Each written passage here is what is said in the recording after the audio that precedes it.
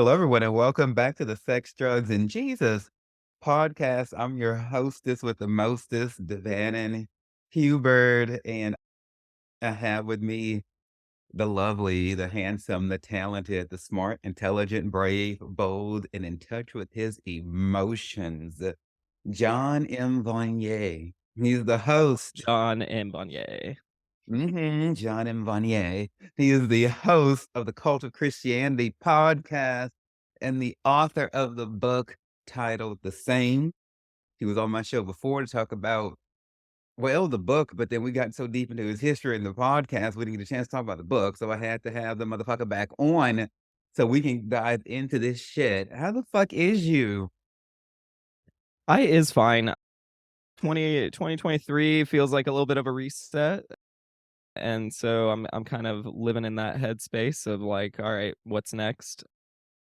Since we last spoke, I don't think I had started back working on my master's in journalism. And so that's been taking up a lot of time. It's all online, but I'm studying at NYU, Mm. and that's been awesome. I've been doing some religious reporting stuff, which is fun. I'm excited to kind of move towards that, doing religious reporting. It's pretty fun. Well, congratulations. Congratulations and all of those are good things. So you're religious reporting like say for the university's press or like where Yeah, you for right now, yeah. And then yeah, I'm hopefully going to sell my first. I'm actually, right after we record this, I'm going to have a meeting to hopefully sell my first story of a church investigation I did, because that's what I want to do. I want to not just Christian churches, but I want to go into churches and cults and investigate them and figure out what's really going on. as someone should. Have you heard of the Trinity Foundation in Texas? Yeah, you mentioned that last time we talked. I didn't look too far into them, but I know there's several. This is a relatively new thing that's popping up that's actually really, really important work. So what you're telling me is there's organizations who investigate churches more than that one. This is becoming like a trend. Well, religious reporting has been around for decades, but it's been done in a very kind of general way, and I think there's being a small push to be like, let's actually look at individual, like if someone is whistleblowing on their church or is like giving us leads about a specific church, that it should be fair game and we should investigate them like we would any other business. Right. Well, I wish you success with that. As you get going and keep going, be sure to let me know if there's anything that I can do for you because I don't give a fuck about churches, but I give all the fucks about Christ. As I always say, Hmm. fuck the church, yay Jesus. And that's the way that's my story and I'm sticking to it. Now, before we get Hmm. too much into this, I want you to tell me about that coffee mug in your hand. Can you hold it up to the camera so that we can see Yeah. what it says? Apostate Coffee Roasters. You mind giving us a little bit of history on what the fuck apostate means and where you got that from? Yeah, apostate's just a derogatory term that different cults and religions have thrown at people who typically it's someone who, like me, who used to be a part of the faith and is no longer. But it's more broadly a similar word would be something like heretic. But the yeah, so apostate coffee roasters, they're this coffee company that is run by ex-Mormons, and Mormons are not allowed to drink coffee, so it's a very like empowering thing for them to roast their own coffee and make it. So they're awesome. Love them to death. They're great. Make good coffee. So their whole show is one big clap back. Not the whole show, the whole Mhm. fucking concept is one big clap back. So, do you have any idea why Mormons think coffee is Satan? Why do they think coffee is of the devil? Yeah, I don't know personally too much. I didn't grow up Mormon or anything. I do know that just in my studies of cults, what they do is what one move to do is to control what people eat and drink. In Southern Baptist culture, that looks like alcohol. In certain pockets of Christianity historically, there was only certain kinds of bread you could use for communion. Anytime you're trying to regulate what people are eating, you're regulating what they're putting into their body. That's just a very like kind of You've mentioned stuff like hypnosis. It's a very, like, kinda mind-numbing way to control a person is to control what they eat and drink. The other big one I talk about a lot is controlling what you wear. That's a big thing that pops up in different cults. You'll see usually a distinction between how clergy dress and the followers, and how people dress on Sunday versus the rest of the days is common in Christian circles. So basically, if you can control what someone expresses and you can control what someone intakes, it's very easy to control their mind because you're already controlling their body. So that Mhm. would be my spin on it. I don't know I don't know what theological reason they made up for coffee. Like I'm sure there's some. I'm sure somebody said it was, too addicting at some point. Is probably the modern version, I would assume. Well, if that was the case, at least those bastards were even across the board. Unlike, say, the Pentecostals who were like, "Thou shalt not drinketh of the vine," but they're Mhm. roasting a fucking gallon of coffee in the back every Sunday and everything like that, but that's all good, right? So Yeah, well, it's also yeah, especially if they go the grape juice route too, because even grape juice is from a vine, so that's kinda silly. it's all silly. The marijuana, the LSD, Mhm. the shrooms, the coffee beans, the grapes, and any of their derivatives is something that is of the Lord and is not for humans to tell us what the fuck we can't do, really, with anything, but it's certainly not anything that grew up out the fucking dirt. Mm. So, speaking of artistic expressions, because you're also fucking artistic, I mentioned the cover for your podcast the last time, but I wanted to talk about that again because I feel like it's just so enigmatic and so polarizing. You have this big, huge fucker standing on like a pedestal and his little minions bowing for him, sucking his dick or whatever the case may be, paying homage in some way. And the interesting thing is you can't tell whether or not that's supposed to be a preacher, a rabbi, a pope, a pastor, that's supposed to be God, or Jesus or some like sort of deity. And I know you said it before, but I'd like you to just tell us again why you went with this cover art because I think it's so true. Well, this is a every so humans like categories.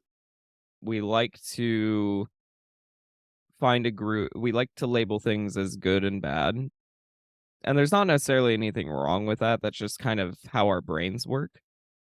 And the problem is we've got kind of this weird concept of good guys and bad guys, and the church is pretending to be the good guys while they're being the bad guys. But you end up having to label specific things that are wrong because there's so many good-hearted people in church.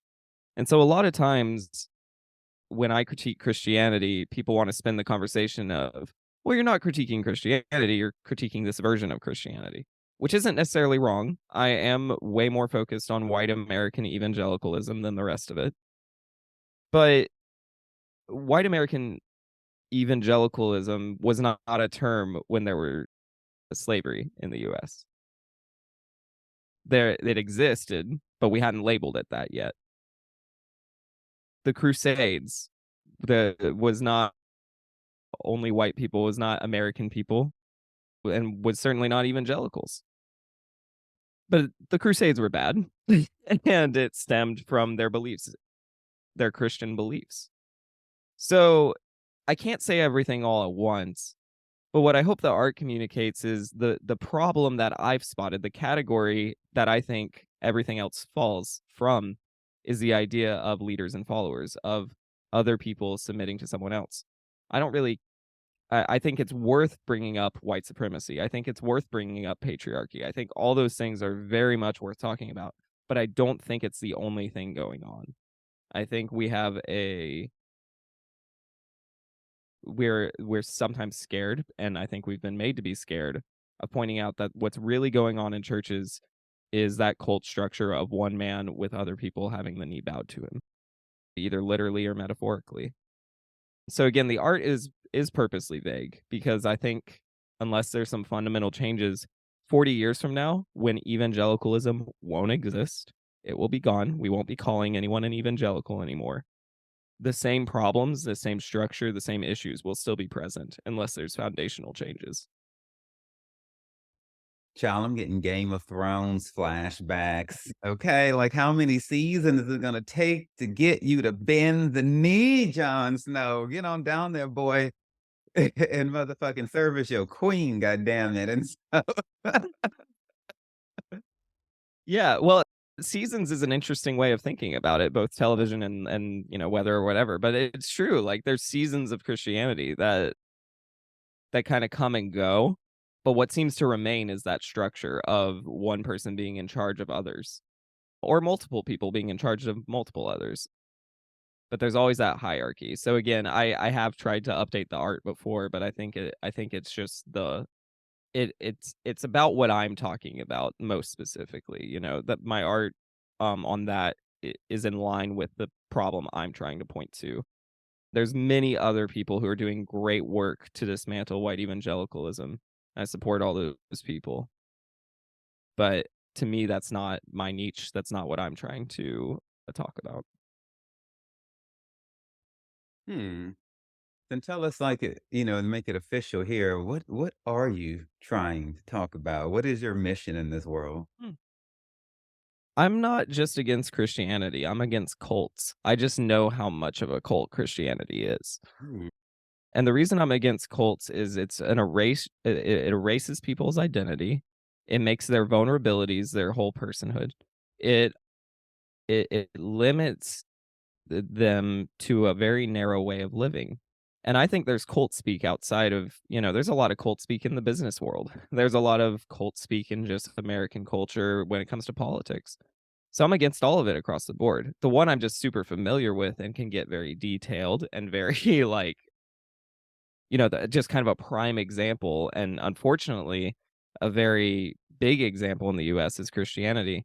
And one of the ways it's the biggest example is it's absurd that the largest cult is the most protected class of people in the country. Like, that's concerning to me. We have a loosely organized group of people that are protected by constitutional rights and legal rights more than anyone. And they're not oppressed, but they're that protected. And that's a very dangerous, as we've seen, very dangerous combination. So they're worth talking about the most, and it's the one I can talk about the most. But I'm against cults across the board. I'm not just bitter about my church hurt. I'm not just upset because of this, that, and the other. This is a real problem that really needs to be talked about in real ways, and real solutions need to happen. It's interesting you say like these cults make people's vulnerabilities their whole personality. I've never heard it stated like that before. So from the people who reached out to you in response to your book or your show or the work that you're doing, do you have any sort of I don't know if we would call it a testimony, any kind of bullshit somebody shared with you that a church or a cult put them through that was particularly scary or moving to you that you can recall? Yes.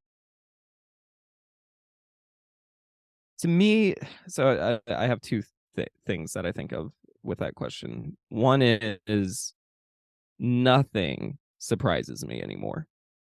Nothing. It can still hurt, it can still shock me. It never surprises me. It only makes me feel like, "Yeah, that makes sense." And frankly, I only feel like I was 5 clicks away from being the victim or perpetrator of whatever bad thing happened, because that's what the system breeds. It breeds perpetrators and victims. I mean, that's just what it does. There's many horrifying stories. Sometimes I avoid telling them because when you tell, like, a really, I guess, salacious, for lack of a better word, story, like someone who, like, I have an episode of my podcast where I interview a guy who was kidnapped by Christians, right? About as extreme as it can get. What people do is go, "Well, those Christians were crazy. Those were the crazy ones." Or, like, if someone talks about, this is unfortunately we're all becoming aware how common this is. When someone was sexually harassed or abused by someone in the church, they go, "Well, that guy needs to leave. Like, he's bad." and that church was bad, but you should come to my church. You should do this. You should do that. It just gets a little exhausting for me to kind of engage in like, let me tell you this horrible story because frankly, the horrible story doesn't change anyone's mind because the cult won't let it change your mind because your empathy has been washed out of you. You don't the story doesn't tug at you because the thing that tugs at you more is you've been told how ashamed you are and how shameful your existence is. And the only hope for remedying that shame is believing in Jesus Christ. And so that belief that's so firmly held is actually going to trump your ability to be empathetic towards someone's story. So yeah, I could sit here and I could, off the top of my head, at least tell you three stories that would make a lot of people who are unfamiliar with churches that would make their jaw drop, but it wouldn't change anything. And it's very sad because we want to believe that people's horrifying stories change stuff. And I think it does, and I think it can, but I think a lot of the times it actually ends up being counterproductive because the cult leaders are anticipating that. They've already done a lot of work to build a firewall against that particular human thing of storytelling to promote change. No better example than like Martin Luther King Jr., right? Told amazing stories, was a great orator, not a perfect person, but someone who told a lot of great stories and who was showed the impact, and we like to pretend that that changed the church in a more positive direction. But did it? I mean, what tangible, measurable things can we point to that were changed within church culture? I'm not talking about American culture in general. There was great things that came out of the civil rights movement. But what did the church really change? Not a lot. It just changed their verbiage, which they always change their verbiage. But systemically, what really changed? So if you want horrible stories, I can give them, but that's why I'm hesitant to a lot of the time, is because I'm not sure it's actually that helpful. What you said is look, you said what you said. Okay, and I accept that when I think of Martin Luther King or any of the civil rights, I never ever think about the church, except for the fact that the church stood silently by while people were murdered in the streets and stuff like that. How's it saying Well, that? and I mean, evangelicals hated Martin Luther King Jr. They called him a thug. They there's a letter from the guy who wrote the Left Behind books. There's a letter from him to Wheaton College because they had a memorial service after King was shot, and he said, "How could you celebrate the life of this man?" They didn't just passively, like, not like MLK, they hated him.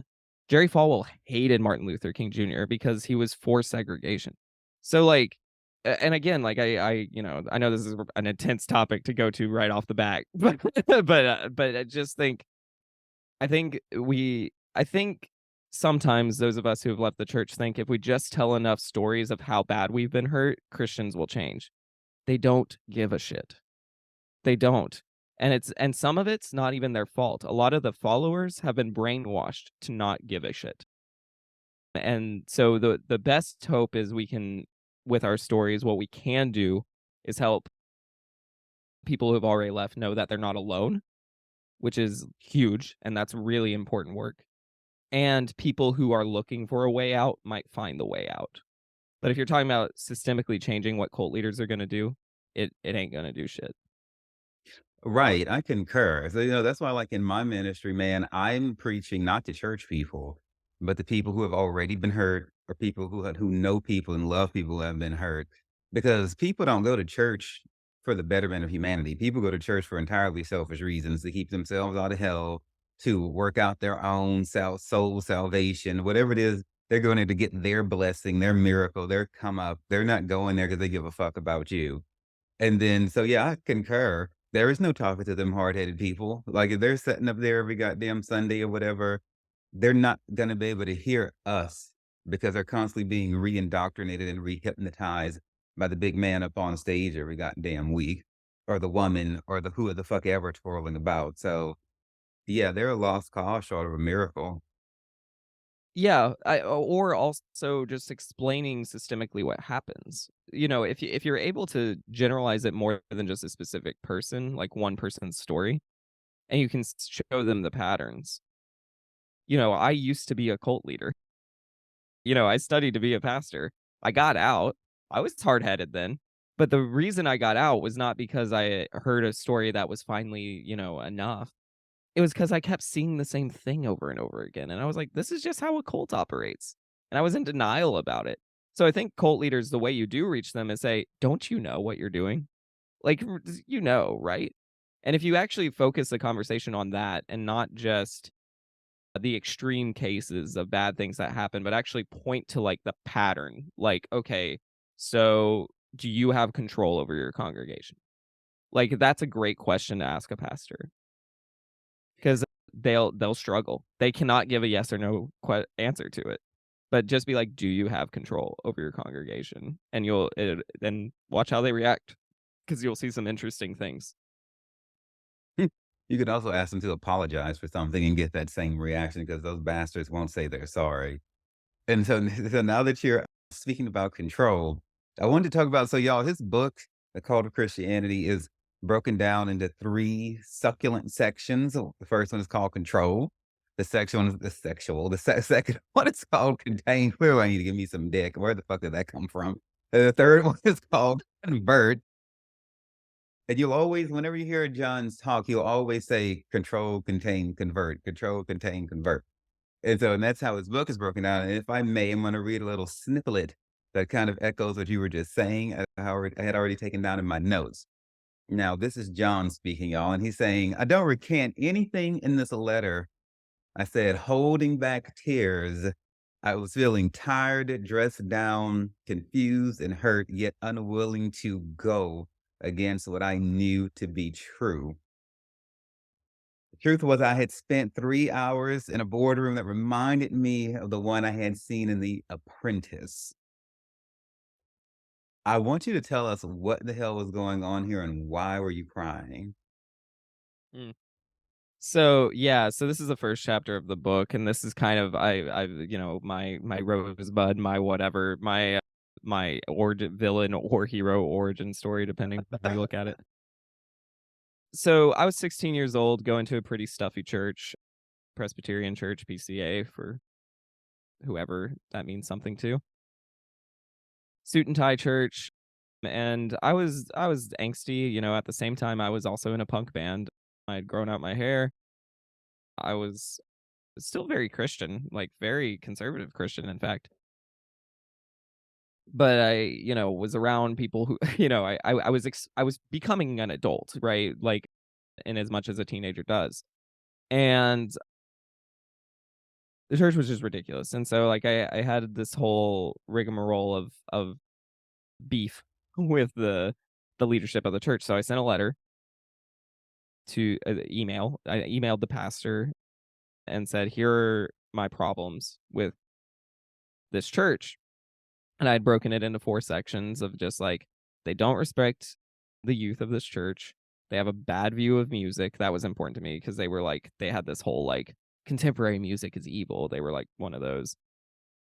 And then there were a couple other things. Oh, the way they hated Catholics actually really bothered me. The way they talked about Catholics was very not okay in my opinion. And then basically I told them I would never invite a friend to church here.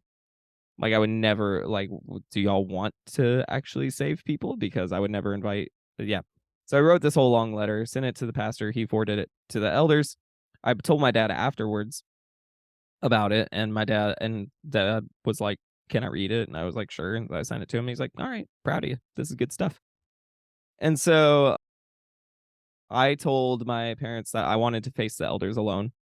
So we would go to their session room, which was a long wooden table, had like chairs on all around it. And then on the wall, it had pictures of Martin Luther, it had Zwingli, and it had John Calvin. And then it had like these bookshelves that were just like full of like Reformation propaganda. And so it's me and the 3 elders I knew the most. And then for 3 hours, they talked to me about how my long hair was sinful, which was the first time. Like, I thought only crazy churches believed that, right? And they were like, "No, you're trying to look like the world with your hair." And I was like, "What?" And then they talked about my best friend who dressed in all black, like how, they're dressing in all black. Same friend was in the band with me and was just like, "So they look like the world." Talk to me about how I was the one who was disrespecting them. They weren't disrespectful of youth. I was disrespectful to them. And that, yeah, that basically and I didn't confront them correctly. I shouldn't have written a letter. When you have a problem with someone, you go and confront them, and if they don't listen, you bring another, the whole Matthew 18 dumbass shit. And so I was a wreck, and so I cried. Eventually, my dad came in, and that's the cool part of the story. My dad comes in and he goes, "What happened?" Well, no, my dad comes in, and actually the first things out of his mouth was, "Who was yelling at my son?" And it was a good moment for me and my dad. Our relationship only got stronger after that moment. And they started talking about the hair and stuff, and my dad goes, "Look behind you." And there's, like, Zwingli with his long beard and stuff, and he's like, and my dad goes, "The person who" what, I can't even remember the terminology anymore. "The person who led me to the Lord," that's how they talk. "The person who led me to the Lord had long hair. Like, what are you talking about?" And so it kinda got tense, and then, yeah, at the end, I say, "I don't recant," which was a paraphrase of what Martin Luther said when he was brought before, and excommunicated, because I thought that would be an extra sting of since they idolize this man so much. That was the first time I switched from being a blind follower. I stayed a Christian for many years after that, but I stopped blindly following what church leaders say that day. I like that whole recant thing. Like I was saying earlier, that you said what you said. I might hit a bitch with that one day. I recant not. And then walk Yes. the fuck Yeah, out. it's a little dramatic. Well, because one of the elders said, like, "Do you have, like, I want to give you the last word. Is there anything you wanna say?" Because I could tell by the look on their face, they felt like they did something good. They felt like they did a good job of putting me back on the right path. And I was like, "Guys, y'all just proved everything I said. Like, why would I recant anything?" And they were mad, frankly. They were mad. They always are. They were that way with Lakewood, when the kids choir director and the adult choir director were firing me from all aspects of volunteering for not being straight. Aside from the fact they would call me into the office and question who I'm dating and stuff like that, trying to get all into who I'm fucking and whatnot. Well, I mean, we can't even fuck even doing all that, just, or hold hands or shit, I guess, whatever their rules were. You know, Mhm.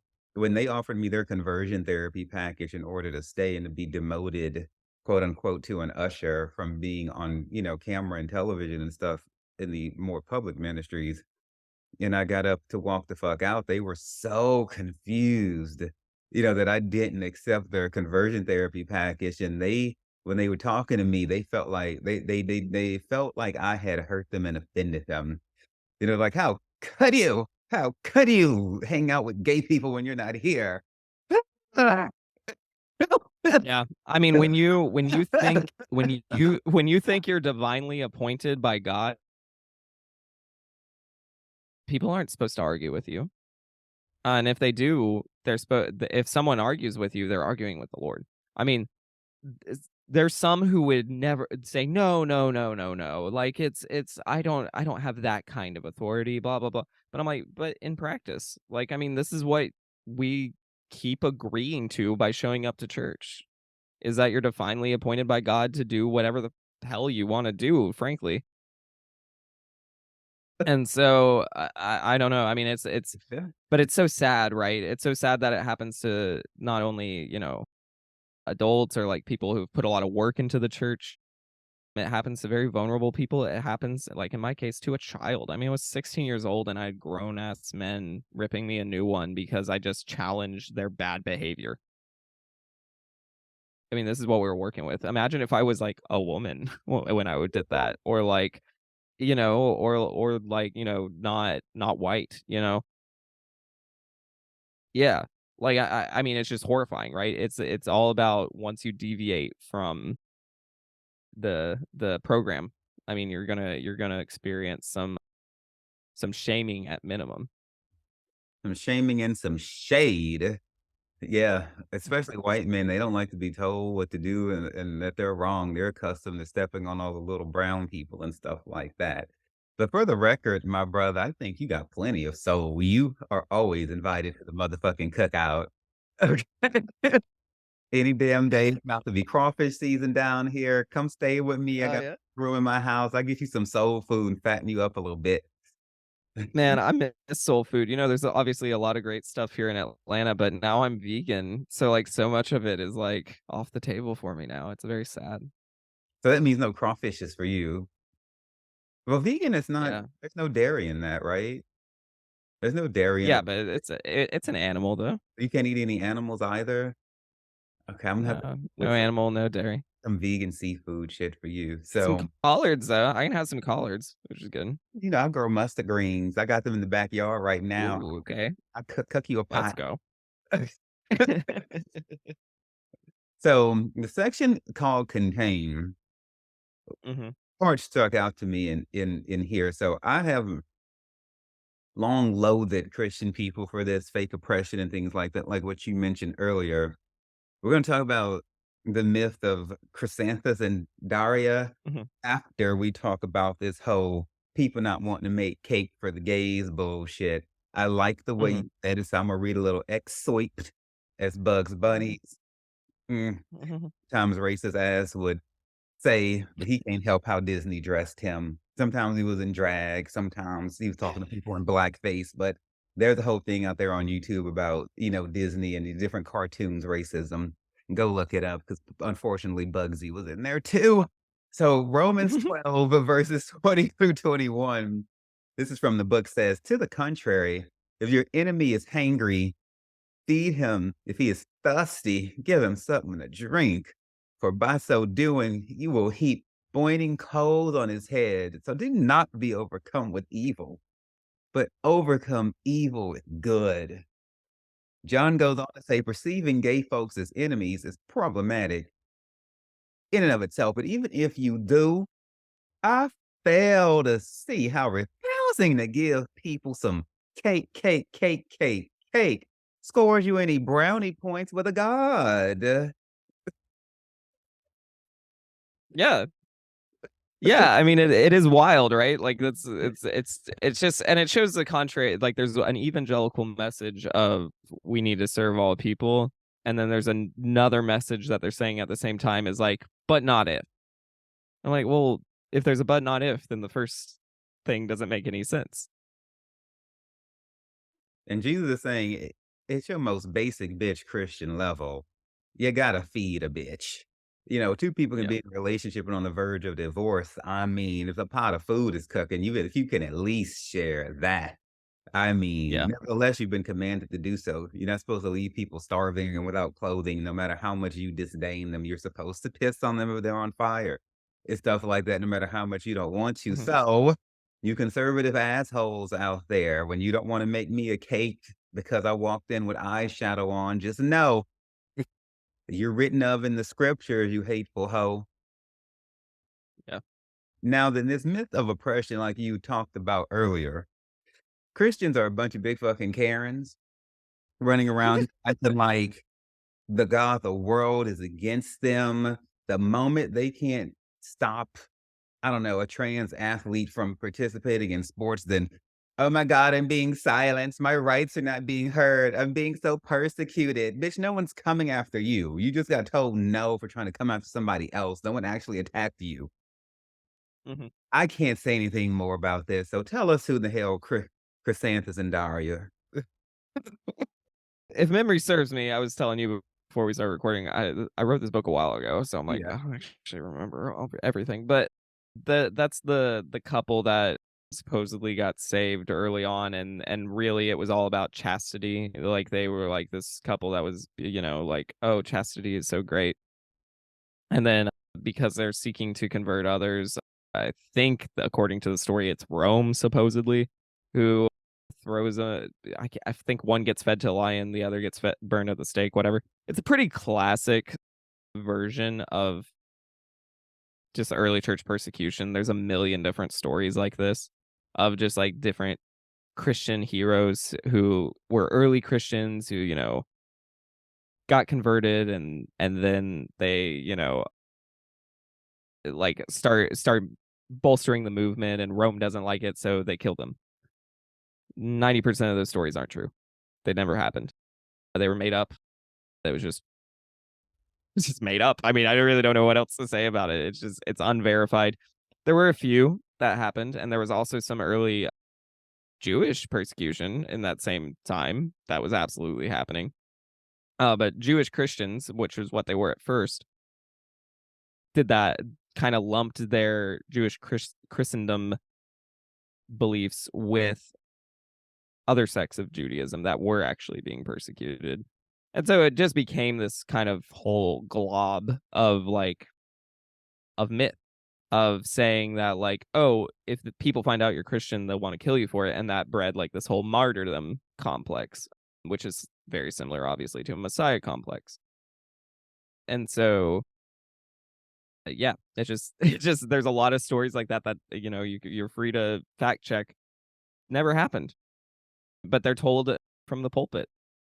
They're told you'll hear million different versions of basically like they were singing songs while they were being burned alive. They were reciting scripture while they were being burned alive. Didn't happen. It just wasn't very common. Occasionally there was some mob violence that was killing Christians, but it just wasn't a common thing. I can't believe that the band was really playing as the Titanic ship went down either. But Probably might not have. if that's what Rose wanna say, then we'll have to believe Rose or what the fuck ever. I want that diamond bitch, you know? Okay. So, basically, the Christian church is a bunch of drama queens and stuff like that, and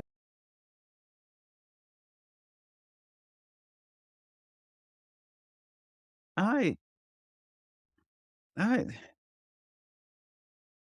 I don't know. You know what I want you to talk about? Like, people who leave the church and, like, blame themselves for having been duped by them, because I went through that for, like, a really long time. It's like I was mad at myself, as they say, for buying this bullshit. True, looking back on it now with a healthy mind, I was vulnerable, they took advantage of me, but I did not think that way for, many, many years. It's like, why was I so stupid? Why did I let them do that? There's a grieving that happens and some self-loathing that came in there on me. Well, let me tell you a story. Yesterday, I was driving to the grocery store and I saw someone on the side of the road that had a sign that said Jesus saves. And I got out of my car and I went and talked to them. After about 30 minutes, I realized this was the most beautiful person I ever met. And guess what? The story I just told you is not true. So, no, I just made that up. I didn't go to the grocery store yesterday. So the thing Got me, y'all. I got everybody, and that's why you shouldn't feel duped. We trust. That's what we do as humans. When something's put in a story form, we're compelled by what they're saying. That doesn't make anyone stupid. That makes us have empathy. That makes us like beautiful people. We don't need to blame ourselves. We need to blame people who take advantage of that. Now, I was able to just tell you I was lying and no harm is really done, right? Because now, but there might be a listener who goes, "Oh, I can't trust this guy if he's able to lie that good." Fine, don't. But the thing is, churches have built an entire system that took the storytelling, the beautiful storytelling of Judaism, and just wrecked it for their own purposes, and added, took away, changed, edited the story. You're not stupid for wanting to believe in a story. That's just the thing you have to know. There's no stupidity. It's all on them. It's all on them to bear the responsibility of having power, of having and kind of a monopoly on redemption narratives. I mean, they've kind of created this universe, literally, where they have a redemptive narrative that is attributed to them. They should wield that power carefully, and they don't. So no, anyone who gets caught up in believing it, don't blame yourself for that. You're a human being. Don't blame yourself for very normal human things to do. And don't blame other people who are still believing it. Understand where they're coming from. It does take work. It's not easy. I don't have a magic bullet solution. But I just think being aware of why you fell for it is important because most people didn't fall for it for evil reasons. They usually fell for it for really, really good, important reasons. Mhm. So another quote that you say from your book is concerning these foolish people. You say, John says, "Oh, the claim that they are in a relationship with Christ, that their churches are their families, that they love sinners but hate sin, and that divine beauty is interwoven through all of it." John says, "Cool story, bro. Doesn't mean you're on a cult." Yeah. Well, and it's true. It's just like there's an element of family that they pretend to provide. And that's fine. And sometimes it's not all pretend. Sometimes they do some really important things for each other. I don't see why that's in tension with the idea that they're a cult, though. I think you can do good things while being in a cult. I just think cults are bad things. Just don't drink the Kool-Aid, bitches. I'm just saying, pour it upon the ground and run the fuck away. So then the final Run. run, run, run, run, Forrest, run. So the final section called convert. Mhm. I thought this was such a confident statement for you to write, and I'm just like reading it because we want to talk about hell and whether or not you believe it's real. Because one of his chapters is, I believe it's called yeah, it's called a made up thing called hell. Y'all, John is the most titillating, tantalizing, thought provoking. Just makes you want to dive into them like some good pussy or some good bussy chapter titles. I mean, I'm just gonna read some of them. Slave segregation. Sorry, faux metri wait, meritocracy with a side of theocratic tyranny, selective history, the myth of oppression, a made-up thing called hell, superficial and superfiscal. You know, the just the fucking chapter titles are art. You know what it's gonna be about, and you know shit's gonna be edgy and fresh and everything that you know that we need right now. And so, whew, fucking chapter titles gave me life. So from Yeah, the the chapter titles are better than the book, so that right there is exactly what I'm gonna read now. You exude so much fucking confidence because of the way you're able to slay yourself, kinda make fun of yourself, but then not really. You know, you have to have, like, the biggest PP or just not even care because you're just so, like, authentically you, and you're so, like, mhm. relaxed about it, y'all. This is what John says about himself growing up. He says, "I doubt I am the only one to have grown up dabbling in mature discussion topic in it's way too" wait, what the fuck? Wait. Let me say it again. "I doubt I'm the only one to have grown up dabbling in mature discussion topics way too young to remember being younger than 10 and debating with my cousins over suspicion about who goes to hell."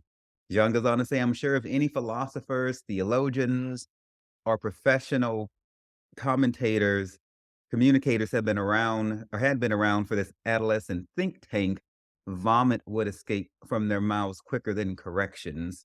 Even so, good for us for trying to figure out life's deepest questions." And I thought, how just confident, you know, just to be able to look back on yourself and laugh without being negatively critical. You know, like, I can't believe I thought or did that way, ha, ha, ha, ha, ha, but here I am today. So, Yeah. can you speak to us about that sort of self-confidence? Where did you get that from? How are you able to look back and say, "My God, you know, I was a mess," but not attack yourself?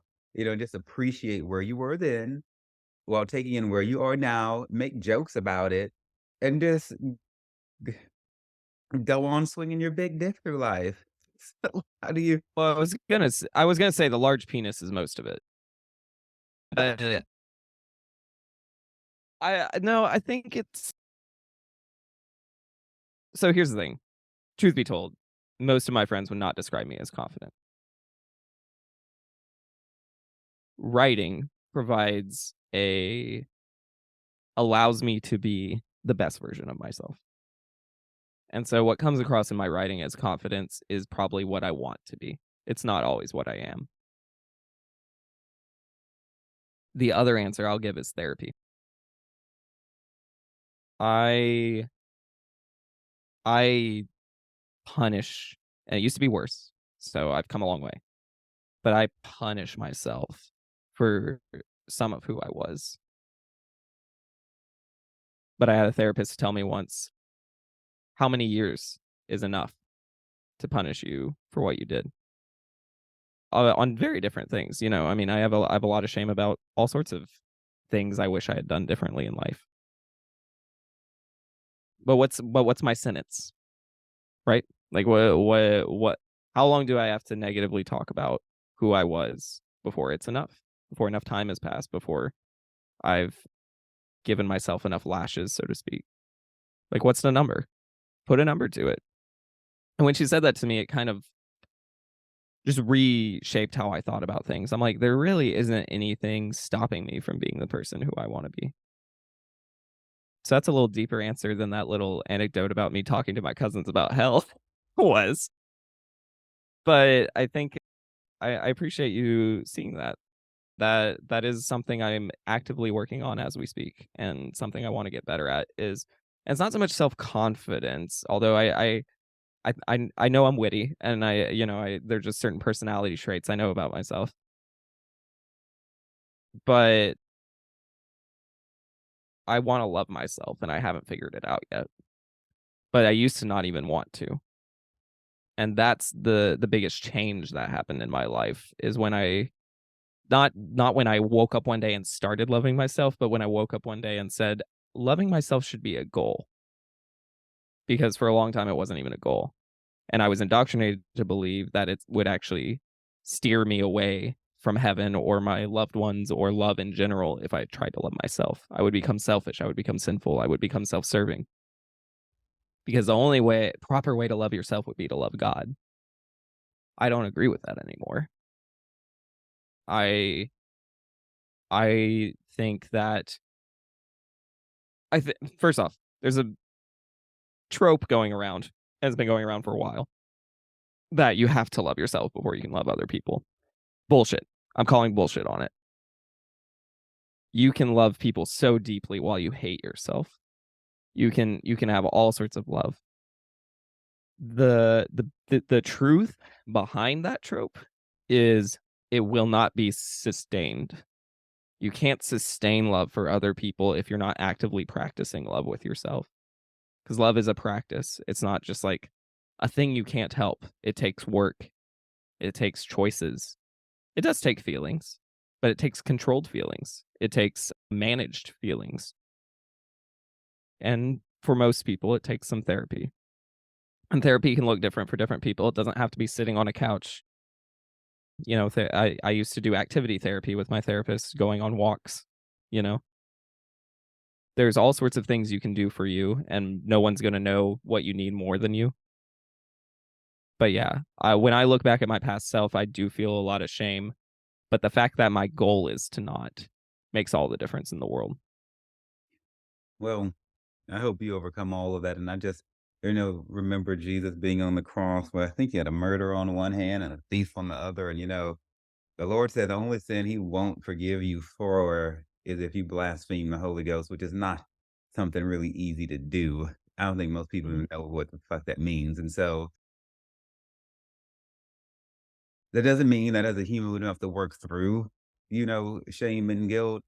But, I just always like to remind people, and you of that, all things are forgiven no matter what, according to the word of Jesus and his work on the cross. So This means murdering people. God, fuck y'all. I'm not saying go out and slice people down just thinking go run to the church and ask for forgiveness. It's not what I'm saying. But I'm saying, like, if you're sitting in jail somewhere and you done it and it's been 20 years and you killed whatever person, okay, that's over now. You have a path forward. But Jesus does require us to tell the truth about everything, to make whatever amends we can to people realistically, and safely. If the person's around, he wants us to, as he says, leave our gift at the altar and go get right with the person and not let the sun go down on our anger. But there is always redemption. There is always grace. His grace is sufficient for us, no matter what you have done. You just don't blaspheme the Holy Ghost. Everything else, it's fine. I regret having sold so many goddamn narcotics to people who I could tell were so weak-willed that I could bend them, to my desire. Sometimes I think about that. But you know what? It's over. I don't sell drugs anymore. I hate the fact that I preyed on them and their vulnerabilities, you know, to make myself feel That's good. such a big one. Can I focus on 2 things real quick? You The can do the whatever the hell you want. Okay. Okay, because pr preying on vulnerabilities is a big part of my shame too, Mm. and it's really hard because I grew up in a cult that taught me how to prey on people's vulnerabilities. Subtly, not, like, explicitly, but just being in that environment and all of that. So that's a hard, hard thing. So good on you for you're correct. I mean, it's something you can't change. It's not, the damage is done, and you do have to accept that that was a you that doesn't exist anymore. Or even more accurately, that's a you that you've done work to make sure that you're not preying on vulnerable people anymore. And whatever small bit of you that was either naturally good at it or indoctrinated to be good at preying on other people, if you're able to change that about yourself, you are so much better off than so many people who are in the cult who cannot turn that off and have no mechanism to turn that off. The second thing is, I don't think you need Jesus for that forgiveness and grace, personally. I don't want to take it away from anyone. That's not my personality. I'm like, if that, but I would be amiss and off brand if I did if I didn't say you do not need Jesus to have grace. You need yourself to give grace to yourself. And forgiveness is something you can offer yourself too. And so I have to get that in there of like Jesus is a cool archetype, is a cool story, is a cool whatever for it, but you don't need it. And if it's too triggering for you, walk the fuck away. Get the fuck out of there. You don't need it. I say both because even with Jesus offering all the forgiveness in the world, if a person cannot accept it or cannot conceptualize that as a reality, then it'll never, even though they have it, it won't be in their reality. So to them, it won't exist. And so I hear you on the self work part of it. I throw Jesus Mhm. in there. John doesn't. Why don't you feel like, so do you think Jesus is more of like a story? If he was like a cool guy, do you not believe that he is the son of God? Oh, he's not. Well, and I'll say why he's not. First off, Jesus is only as much God as you and I are, in my opinion, is how I would spin that if I wanted to. Son of God was coined by Paul. Jesus never said he was a son of God. He does make that like allusion where in John where he says like I and the Father or whatever. Son of God is specifically a Greek term that Paul was using because that was a more familiar Greek idea. Judaism did not have the idea of a son of God. The Jewish understanding of Messiah was not supposed to be a god. It was supposed to be an enlightened human being. So those are just things that developed later. So that terminology doesn't resonate in my worldview. Again, I'm not here to necessarily dog on people's personal beliefs, least of all yours. But I more just want to make that clear distinction that it's like what I like about Jesus is what's reported about him through a very biased lens and through like a very like developed and evolved narrative. The redemption narrative that we've landed on with Jesus is incredibly powerful. And I think a beautiful story that is probably more beautiful than any other story in literature I can think of. And there might be some sort of value that you can attach to it. I just don't think you need to worship Jesus to get anything. Interesting. Oh, I don't take any of this personal. I'm always one thing Yeah. about Christianity and the pursuit of spirituality and my humility. I guess it Mhm, might not be too humble for me to call myself humble, but you know, like that my fucking humility, my fucking goddamn humility. I understand that not everything is known about the mhm, approach to God, the approach to the Trinity. You know, I don't believe that I have all the answers, and I have enough sense to know that anything that I think could be wrong, except for in the case that I've had, like, something miraculous happen, like a dream, a vision, an angelic appearance, you know, a touch by the Holy Ghost, you know, or something like that, you know? mhm, My personal experiences, are non-negotiable to me, but my understanding of mhm, of what's written, absolutely negoti because, as I've gotten more into it and trying to learn, the original Bible languages and the way they were written and the cultural influence and stuff like that. I've had so many, like, wow moments like, "What the fuck?" Now, when I was over in the Middle East last year, I was shocked to learn that, where was I at? I was in the United Arab Emirates.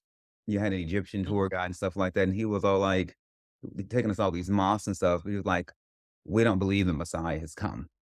You know, mhm, at all. They're like, Jesus mhm, was cool, and they're all about worshiping God. They believe Allah and God are, like, the same to them, but they're like, Jesus, just one of the other enlightened ones."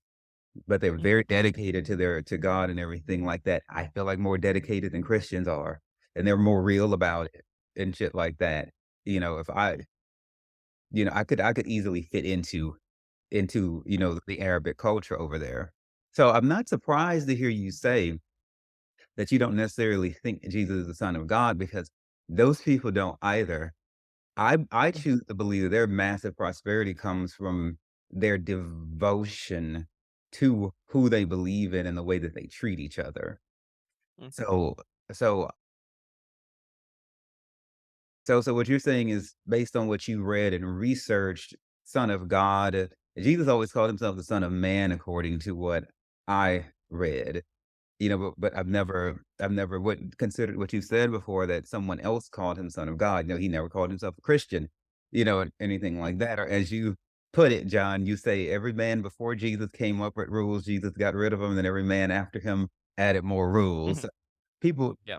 people tend to like to add shit. I quote you on that from time to time on my show. Mhm. I'll be like, John Yeah. Vanier said this, and so Yeah. so Well, and to be very clear, I admire and even dare say am inspired by Jesus.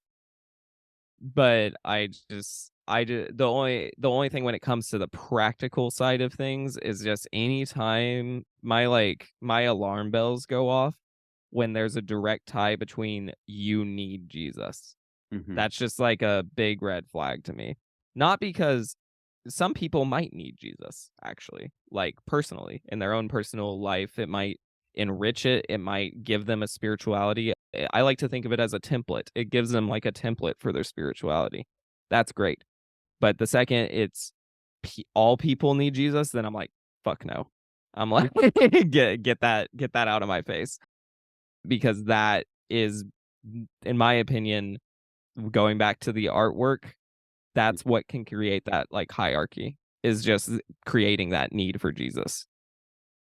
Yeah, and that's another thing I have enough goddamn fucking humility to realize that not Yeah. everybody's going to be a follower of Christ. I know Mhm, that. mhm, As I say mhm, from time to time, I'll hang out with somebody who sucks Satan's dick as long as they're not trying to personally hurt me because not everybody's gonna be a mhm, Christian or be a follower of Christ. mhm, I hate the word Christian.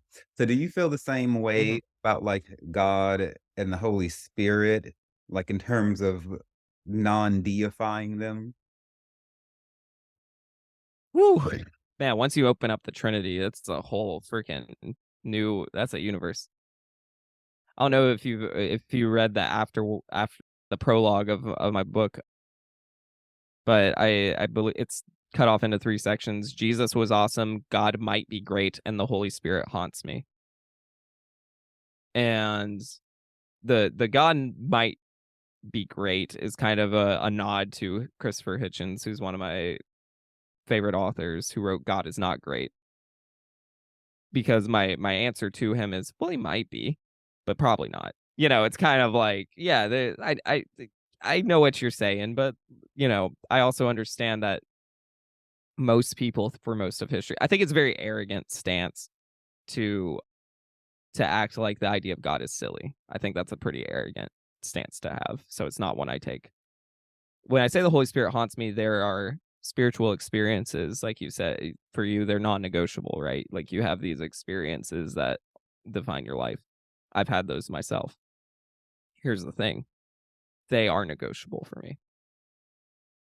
And I would love to just say this was all in my head. I can't. I can't know that. But I would love to be able to say that. So for me, it's a little different because Jesus, the character of Jesus, is the one that's, especially in evangelicalism, but in Christianity as a whole, is the one whose, dare I say, name has been taken in vain the most, as far as like using him as a character, using him in a very manipulative way. When you get to the Holy Spirit, like, you can get really culty really quick when you start talking about, like, Pentecostals and, like, just some of the hooping and the hollering and God told me this, so it must be true. Mhm. That stuff is yikes. But the concept of God is kind of has no meaning because the word God means so many different things to so many to each individual. We imagine him. That like in the proper sense, we imagine him. So maybe less dangerous than saying you need God is probably less dangerous than saying you need Jesus. But I'd prefer you to say neither. And you need the Holy Spirit might be even more dangerous, but it's just probably rarer. But yeah, I don't know. Those are just initial thoughts. Again, because I'm not an atheist. I don't claim to be, but I think atheists get a lot of shit because people think they're crazy. And I'm like, well, they're certainly not crazy. I mean, they're the most rational of all of us. They're just, I just don't identify with it. But all of that to say, I just love all people and I don't want people to feel like they have to go through a very narrow lens in order to receive love, forgiveness, whatever they want to receive in life. They don't need Jesus for that. They don't need God for that. They don't need the Holy Spirit for that. Why do you say you feel like you're like what I would call like an indisputable encounter with God that I had? I find it non-negotiable. You said you would like yours to be negotiable. W- Mhm. Why do you say you would like Uh, the? Are you like still fighting against the church or your experience? So if God approached you personally, what I'm hearing you say is that it's really not negotiable, but you would like it to be. Why? I know it's not negotiable for you, and I know it's not negotiable for most people. It is negotiable for me. How do you The negotiate? thing, yeah. Well, I don't most of the time because I got other shit I got to do, and then think about it. But no, I have a conversion story. I felt the presence of God or Jesus or whatever. I assume as much as anyone. I mean, right? Like I went and studied to be a pastor. Like clearly it meant something. I don't think I was just a full on narcissist who was like, "Oh, I'm gonna be the voice of God," like da da da da da. Like I really don't think. I think it was motivated pretty wholesomely, and like I thought it was. I prayed a lot. I prayed more than anybody I knew. Like I'm like, surely this was all real, right? I don't know. I was 11. What the fuck do you know at 11? Like I'm like there's and what do you know when you've been indoctrinated for over a decade that when you feel certain things, it's definitely this. Like I'm like, there's placebos. There's all sorts of things we know about what we can do with our own brain that I'm like, I'm not gonna say it was definitely this or definitely that. I don't know, and I probably never will know. But I'm not gonna live my life based on those experiences because that's cheating myself out of a very full life. Okay, I see what you're saying. What you're saying is due to you having been such a young, impressionable age when you went through everything, you don't know if that's like some sort of PTSD. some sort of Or even in adult life, like I had spiritual moments, if you want to call them that, like in adult life. I was a worship leader. I remember very vividly sometimes I was leading worship and like would be struck with something that felt otherworldly. The whole gauntlet. Whatever a Christian can tell you about their experiences with Jesus, I'll see you one and I'll raise you one. But I'm just like, but I'm not gonna pretend that because I felt like it was something and I was told to feel like it was something, that it definitely was that thing. I wanna have a little more humility than that and have a little more understanding of alternative worldviews. I think churches should start paying all of us reparation checks for all this motherfucking mental health shit that we have. So, yeah, the checks need to start the money needs to start flowing the other fucking way, away from these churches and into our hands, God damn it. Let's do a class action lawsuit against these bitches. Let's strip them of their And protection. if you and if you agree, go to thecultofchristianity.com, hit subscribe for $5 a month. Yes, the call to Just kidding. Christianity.com, of course, and that link in his link tree site to all of his social media, because John's on every fucking thing, is gonna be in the show notes. So, the last 2 questions are gonna be that made up thing called hell and whether or not you believe Jesus was a big old queen, honey. And so, tell us about whether or not you think hell is real, and then we'll talk about Jesus No. super here. Okay. The first question's easy. No, hell doesn't exist. It's crazy. It's not in the Bible. Even if you want to talk about the lake of fire, great. That's for Satan. What does that have to do with hell? Hell is a made up thing. Hell is also different from Hades in Revelation, which is also fucking weird. But Wait, wait, wait. With that, are yeah, you return there's like, referring to how, like, when the pale horse is coming and this is like death was on the pale horse and hell followed? And I know it in that part of dude. Revelation. I don't. No, go ahead. You remember Revelation better than I do, probably. Oh, it's like my favorite book. I don't know if that sounds sadistic to somebody, but I do love the book of Revelation a lot. And so, but it's saying like death was on the pale horse and like hell followed, but hell in that sense meant Hades. And I found it curious there that there is a distinction, Yeah. too. So Well, there's actually I feel like hold on. I can I will in the spirit of being accurate. while he's I'm gonna researching that, what I'm going to say yeah. is I don't really give a shit whether hell is real with a bunch of little imps running around in there trying to pull people apart and torture them like the Satan from fucking South Park or whatever the hell. But Mhm. what I don't like about it is it doesn't appear like there's gonna be any presence of God there. And so I think the most hellish thing is the lack of God. Because you can literally go through hell with God, but if he's not with you, then you really can't do anything. That's coming from somebody who's, like, very, very dependent on God and stuff like that, and so, for whatever I think hell is, I just don't like it because I know God won't be there. Go, John. Yeah, it's death and Hades that are the two different things that I was thinking about. But yeah, I mean, just most of it comes later. It's just like one of those things where it's been reinterpreted and reimagined in Christians' minds so many times. Jewish folk don't have a version of hell. People like to say Sheol was their version. That's not accurate. That's not true. Sheol's very different. John Wesley, way later, thought hell and Hades were two different things. Catholics have doctrines of purgatory. I'm like, it's all just made up. It's just making shit up. It's not, we're imagining things that are improvable, that are un, unable to be proved. So I don't know, it just made up. And it's crazy to me because it's so essential to evangelicals messaging that, hey, you better believe in Jesus or you're going to hell. Big scary place. Don't go to hell. I'm like, well, wait, why? Where is that written? It's one of the first questions I asked in my deconstruction journey. I'm like, wait, so where is hell? You, even when Jesus supposedly talks about it, if you look at the word, he's very clearly talking about like a dump nearby, like an actual physical place. It's not even called hell. It just got translated later to hell. So yeah, it just doesn't exist.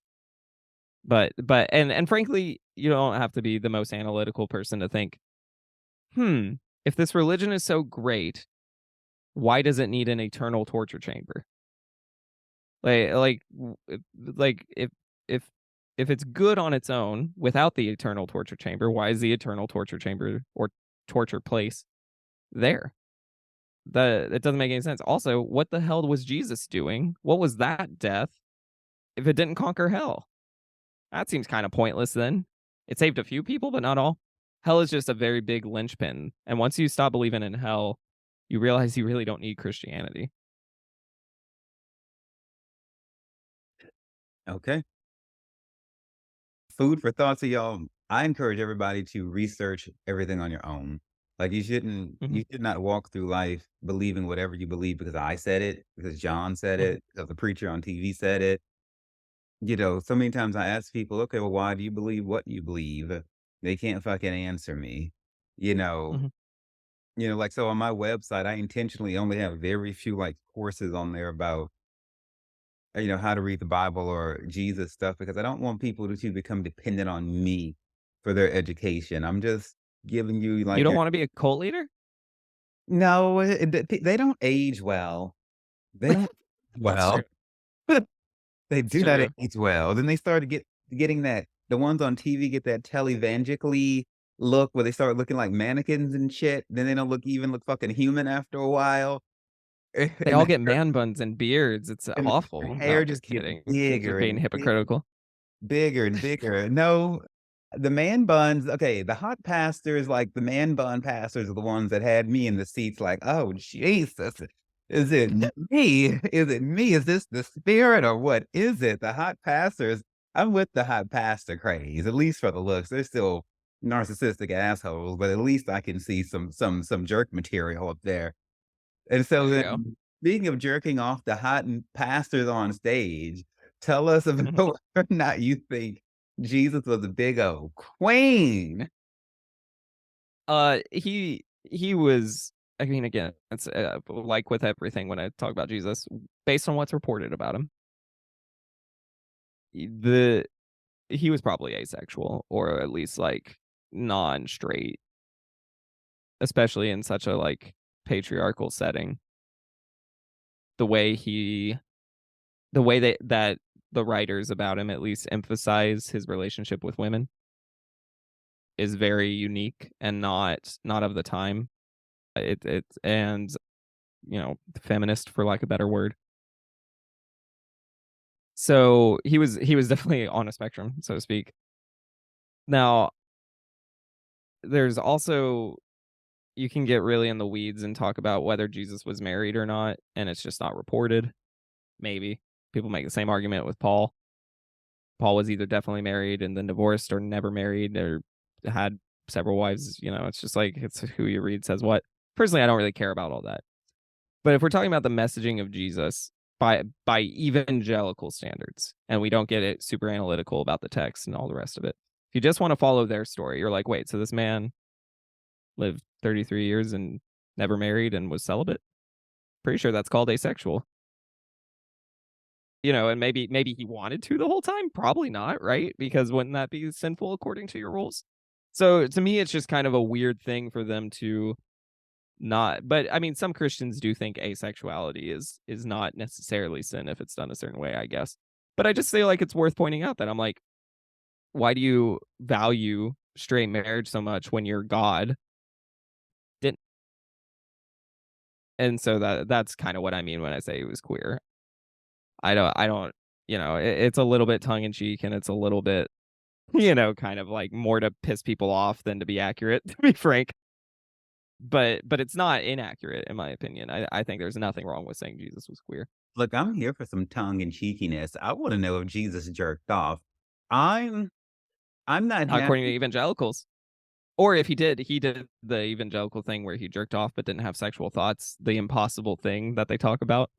That was my favorite one. They'll be like, "Well, it's not the act that's sinful, it's the sexual thoughts that accompany it." I'm like, "Oh, so if I just like, I don't know, take like a bull tranquilizer and then like try not to think while I jerk off, it's okay."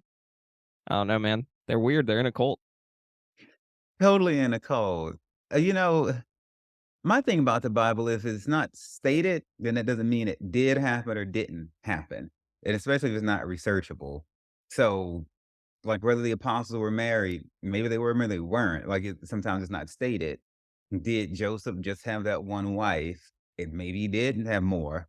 You know, marriage between one man and one woman is bullshit. The Old Testament is full of polyamorous relationships and concubines, and I'm hoping to do a show with somebody soon about the intersectionality or the contradictions between, like, why prostitution was wrong, but 50,000 concubines and 40,000 wives you fucking were cool. And I know they was in Patriarchy. yeah, I know they were in there having some goddamn orgies. There ain't no fucking way he just went in there and called one bitch Well, at a but yeah, time. that's based on property. I mean, that's just like that's women were property. So yeah, Right. if you own them, it was fine. Right. And so fast forward to today, this whole anti-polyamory, anti this, I'm like, but they just doing what the Bible said. So I don't understand. But I want to know Jesus jerked off. I want to know who he was fucking. I want to know what happened for them first 30 years because he had to pop a boner, and then the Bible says he had like passions and, he went through everything we went through. Well, that means his dick got hard and he wanted to fuck something. So then what did he do? It's not stated. For some reason, it's all like a whole 3-decade space. And so I say fill it with with God. Do I really want to say that? I like pray about it. I'm just pray. Don't say that. You were so close to saying something that I would say, but Yeah, you rub it off on me too much now. I gotta let you go. Let you go. All right. Those are all my questions. Thank you so much for coming on the show. Whatever your last word is go ahead and spit it out and give your advice to the world. Again, this has been John M. Vanier of the Cult of Christianity podcast. His website is thecultofchristianity.com. His link tree will go in the showy notes, as it always does. You can follow him on Twitter, Instagram, Facebook, motherfucking TikToky. You can get his goddamn book on Amazon and shit and all of that. And so look for his reporting coming to you as he spills all the delicious, juicy tea on these basic bitch ass preachers running these huge churches with their motherfucking mindless sheep ass followers who we pray get pulled out of the fucking matrix one day. Take it away, John.